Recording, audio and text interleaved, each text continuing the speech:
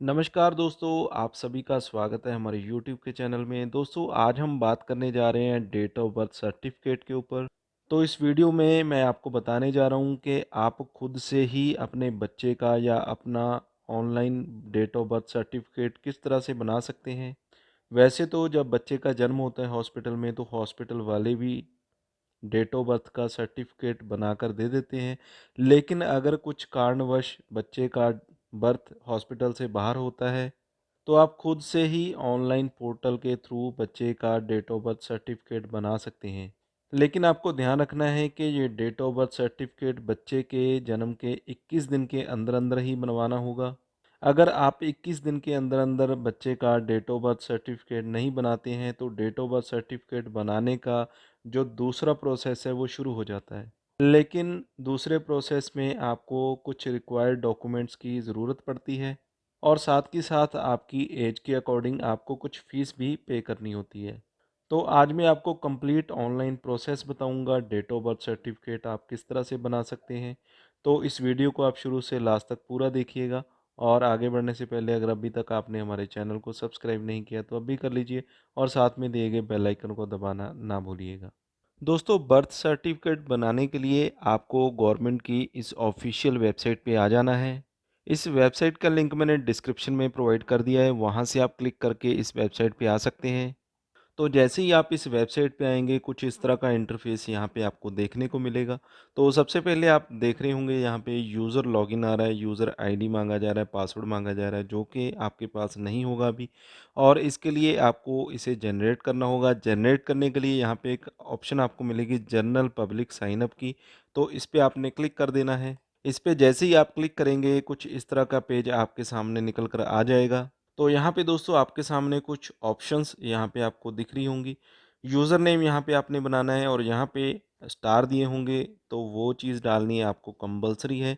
तो जो भी स्टार दिए गए हैं उन पे आपने डेटा ज़रूर डालना है। तो सबसे पहले आता है यूज़र नेम। सबसे पहले आता है यूज़र नेम। यूज़र नेम आपने कोई भी अपनी एक यूनिक आईडी बनानी होती है, जो कि आप अपनी मर्ज़ी से बना सकते हैं। मान लीजिए आपका कोई भी नेम है, मैं यहाँ पे डाल देता हूँ राहुल। तो यहाँ पे मान लीजिए मैंने यहाँ पे डाल दिया है राहुल 123। तो एक ये आपका यूज़र नेम हो जाएगा यहाँ पे। तो कुछ इस तरह का यूज़र नेम आपने यहाँ पे बनाकर डाल देना है। इसके बाद यहाँ पे आपने अपनी ईमेल आईडी डाल देनी होती है। ईमेल आईडी यहाँ पे फिल कर देंगे। इसके बाद मोबाइल नंबर यहाँ पे आपने डाल देना है। इसके बाद आपको यहाँ पे डेट ऑफ बर्थ सेलेक्ट करना होता है। जिस भी बच्चे के लिए यहाँ पे आप बर्थ सर्टिफिकेट बनाना चाहते हैं, तो उसका डेट ऑफ बर्थ यहाँ पे आपने डाल देना है। इसके बाद यहाँ पे आपने अपना स्टेट सेलेक्ट कर लेना होता है, आप किस स्टेट से हैं। इसके बाद आपका डिस्ट्रिक्ट आ जाएगा, जो भी आपका डिस्ट्रिक्ट होगा वो यहाँ पे आपने सेलेक्ट कर लेना है। इसके बाद सब डिस्ट्रिक्ट यहाँ पे आपने सेलेक्ट कर लेना होता है। इसके बाद आपका विलेज या टाउन आपने यहाँ पे सेलेक्ट करना होता है। इसके बाद आपका रजिस्ट्रेशन यूनिट यहाँ पे आ जाएगा। तो रजिस्ट्रेशन यूनिट आपका एक से ज़्यादा भी हो सकता है। इसके बाद आपने यहाँ पे कैप्चा फिल कर देना है, जो भी कैप्चा यहाँ पे आपको दिखाई दे रहा होगा, और रजिस्टर पे आपने क्लिक कर देना है। तो दोस्तों, यहाँ पे आप देख रहे होंगे कि यहाँ पे मुझे लिखा आ चुका है, thank you for registering, please check your email to activate your user ID. यानी कि रजिस्ट्रेशन करते समय जो भी ईमेल आईडी यहाँ पे आपने प्रोवाइड की थी, उसके ऊपर एक एक्टिवेशन का लिंक भेजा गया है। उस लिंक पे आपने क्लिक कर देना है, जिससे कि आपकी जो आईडी है वो यहाँ पे एक्टिवेट हो जाएगी। तो इसके बाद दोस्तों यहाँ पे क्लिक हेयर का एक बटन मिल रहा होगा, इस पे आपने क्लिक कर देना है। इसके बाद जो भी यूज़र नेम आपने बनाया था, यूज़र आईडी, वो यहाँ पे आप फिल कर देंगे। इसके बाद जो भी पासवर्ड आपने रखा था वो यहाँ पे आप फिल कर देंगे। इसके बाद एक कैप्चा कोड आएगा, जो कि सेम ऐसा होगा। अगर आप इसे आपको मुश्किल लग रहा है तो आप इसे चेंज भी कर सकते हैं यहाँ से। तो ये इस तरह से चेंज हो जाएगा, और यहाँ पे फिल कर देना, और लॉगिन पे आपने क्लिक कर देना है। जैसे ही आप यहाँ पे यूज़र आईडी और पासवर्ड डालकर लॉगिन कर लेंगे, तो कुछ इस तरह के पेज पे आप रीडायरेक्ट कर दिए जाएंगे। तो यहाँ पे आपको डैशबोर्ड पे दो ऑप्शन मिलेंगी, एक तो बर्थ सर्टिफिकेट है, एक डेथ सर्टिफिकेट है। तो यहाँ पे बर्थ सर्टिफिकेट पे आपको ऐड बर्थ रजिस्ट्रेशन पे क्लिक कर देना है। तो जैसे ही आप इस ऑप्शन पे क्लिक करते हैं, तो आप देखेंगे यहाँ पे आपके सामने कुछ इस तरह का जो फॉर्म है वो खुलकर आ जाएगा। तो यहाँ पे आपने इस फॉर्म को स्टेप बाय स्टेप पूरा फिल करना है। तो यहाँ पे आप देखेंगे लैंग्वेज की ऑप्शन आपको मिल रही है। तो इस लैंग्वेज को आपने इंग्लिश में ही रहने देना है, जो कि प्राइमरी लैंग्वेज रहेगी।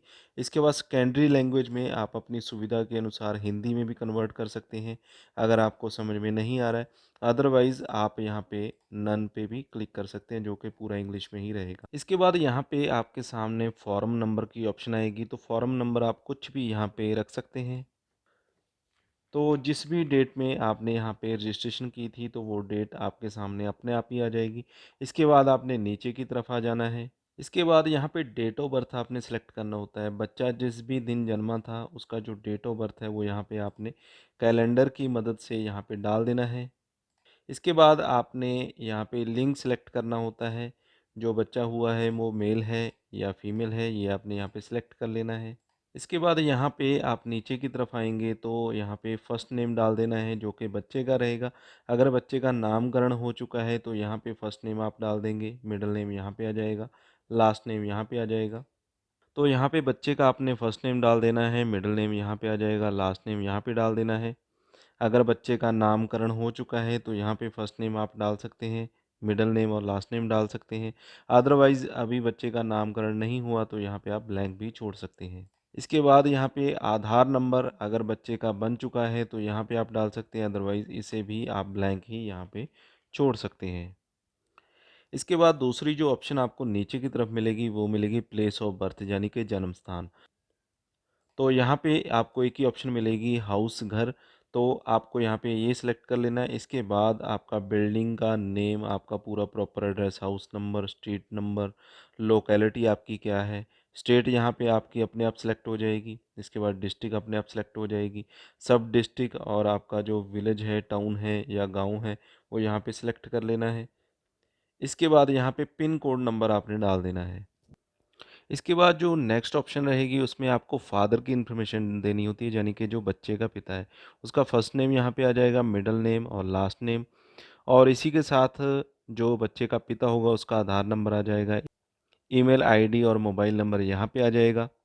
इसके बाद यहाँ पे बच्चे की मदर का इन्फॉर्मेशन आ जाएगा, जैसे फर्स्ट नेम मदर का, मिडल नेम, लास्ट नेम। इसके बाद आधार नंबर मदर का आ जाएगा, ईमेल आईडी, मोबाइल नंबर यहाँ पे डाल देना है। और जब बच्चे का जन्म हुआ था उस समय बच्चे के माता-पिता का क्या एड्रेस था, वो यहाँ पे एक ऑप्शन आपको मिल जाती है। इंडिया में ही एड्रेस अगर आपका है तो यहाँ पे आपने building number, house number, street name, locality, post office वगैरह, आपका स्टेट आ जाएगा, डिस्ट्रिक्ट, इसके बाद सब डिस्ट्रिक्ट, विलेज, टाउन, जो भी होगा। अगर सेम है तो सेम ही आपका आपने डाल देना है, अदरवाइज़ चेंज है तो यहाँ पे आपने चेंज करके डाल देना है। इसके बाद बच्चे के माता-पिता का परमानेंट एड्रेस यहाँ पे डालना होता है, तो वही चीज़ हो जाएगी कि अगर सेम है तो सेम रहने देना है। अगर आपका चेंज है तो यहाँ पे आपको चेंज करना होगा, जिसमें आपका building number, house number, street name, जो भी आपका प्रॉपर एड्रेस होगा आपके आधार कार्ड के ऊपर, locality, post office, state, district, तो ये चीज़ें आपने यहाँ पे डाल देनी है। इसके बाद यहाँ पे आपको नेक्स्ट ऑप्शन में मिलेगा सूचना दाता, यानी कि इन्फॉर्मेंट्स इन्फॉर्मेशन। यहाँ पे आप देखेंगे कि यूज़र नेम में आपको आपका यूज़र नेम पहले से ही डला हुआ मिल जाएगा। इसके बाद अगर आपका एड्रेस सेम है, यानी कि आप खुद ही अप्लाई कर रहे हैं, तो यहाँ पे आपने चेक बॉक्स पे क्लिक कर देना है। इसके बाद जो भी आपका प्रॉपर पूरा एड्रेस होगा वो यहाँ पे आपको पहले से ही फिल हुआ मिल जाएगा। इसके बाद दोस्तों यहाँ पे पिन कोड वगैरह आपने डाल देना है और सेव पे आपने क्लिक कर देना है। इसके बाद आपको कुछ इस तरह का पेज यहाँ पे देखने को मिलेगा। तो यहाँ पे सबसे पहली ऑप्शन आपको मिल जाएगी, टाउन और village of residence of the mother, यानी कि बच्चे की माता का होम टाउन कौन सा है, यानी कि उनकी प्लेस कौन सी है। तो यहाँ पे आपने स्टेट सेलेक्ट कर लेनी है, डिस्ट्रिक्ट और यहाँ पे सब डिस्ट्रिक्ट। इसके बाद नेम टाउन या विलेज का नेम यहाँ पे डाल देना है और इसके बाद आपने यहाँ पे टाउन या विलेज सेलेक्ट कर लेना है। इसके बाद अगली ऑप्शन आ जाएगी फादर्स एंड मदर्स इन्फॉर्मेशन, जिसमें आपने रिलीजन सेलेक्ट कर लेना है, आपके फादर मदर कौन से रिलीजन से हैं। फादर लेवल ऑफ एजुकेशन, यानी कि फादर कौन सी क्लास तक पढ़े हैं या उनकी एजुकेशन क्वालिफिकेशन क्या है, तो ये आपने बता देना है। फादर का ऑक्यूपेशन यहाँ पे सिलेक्ट कर लेना है, तो कुछ भी जो भी ऑक्यूपेशन होगा वो यहाँ पे आपने सेलेक्ट कर लेना है।